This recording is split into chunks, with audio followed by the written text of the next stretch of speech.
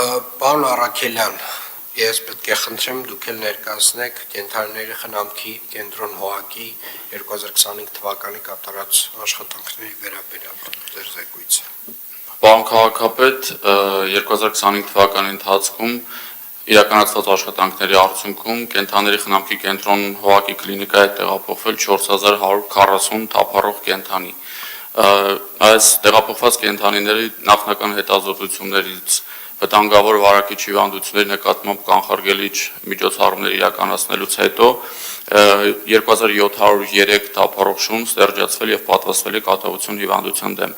671 կենդանի, որոնք արդեն նախկինում մեր կողմից ստերջացված են եղել, վերապատվաստվել են կատաղություն հիվանդության դեմ։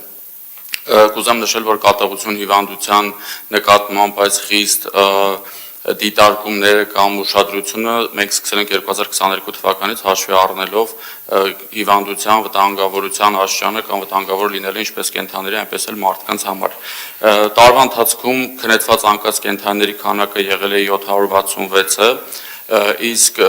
տարբեր անհատների, կենդանիների խնամքով ու պաշտպանությամբ զբաղվող անհատների ու հասարակական կազմակերպությունների հետ համագործակցության արդյունքում մեզ հաջողվել է տարվա ընթացքում 83 կենդանու հանձնել որդեգրության։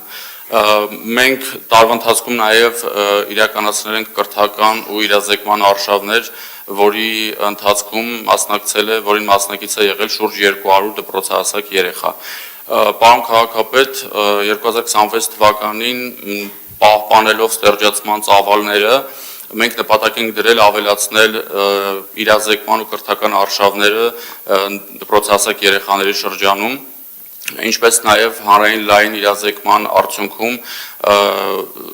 իրազեկումից հետո սկսել նաև ընտանի կենդանիների ճիպավորման ու հաշվառման գործընթացը, որը անչափ կարևոր կլինի մայրաքաղաքում նաև թափառող կենդանիների խնդրի կարգավորման համար։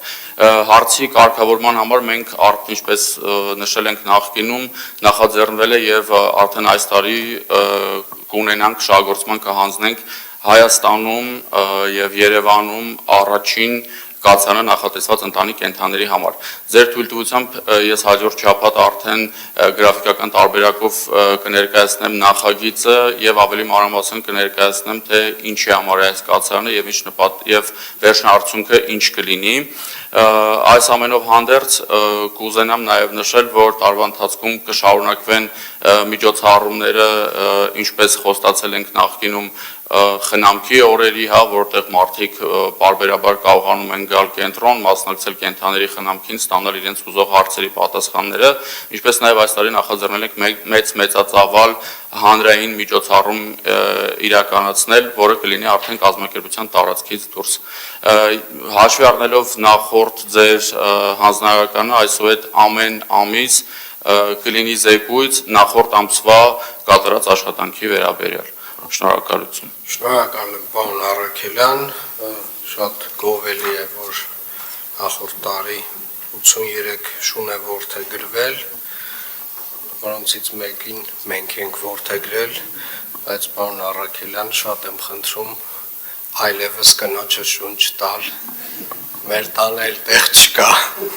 երեքն են նրանք արդեն։ Հավանիչ տեսանյութը եւ բաժանորդագրվիչ նորությունները բաց չթողնելու համար։